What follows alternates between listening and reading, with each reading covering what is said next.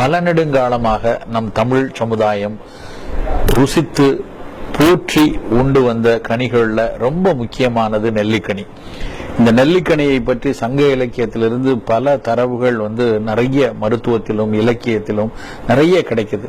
இன்றைய நவீன அறிவியல் இந்த நெல்லிக்காயை ஆராய்ந்து பார்த்து பல நோய்களுக்கும் ஒரு ஃபங்க்ஷனல் ஃப்ரூட்டாக முன்னிறுத்துகிறது. உலகையே அச்சுறுத்திய தேய்வு நோய்கள்ல கூட, அதாவது HIV டிசீஸ்ல கூட உடலுக்கு வன்மை தரக்கூடிய ஆற்றலை தரக்கூடியது நெல்லிக்கனி என பல ஆய்வு முன்னெடுப்புகள் சொல்ல ஆரம்பித்திருக்கின்றன.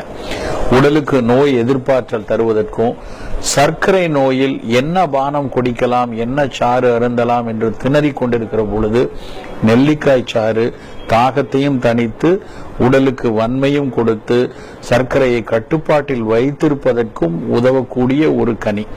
மருந்துகளோடு இணைந்து நாம் இந்த கனியை ஒரு அவ்வப்போது சாப்பிடக்கூடிய ஒரு கனியாகவோ பானமாகவோ சாறாகவோ எடுக்க எடுக்க உடலுக்கு வன்மையும் வரும்,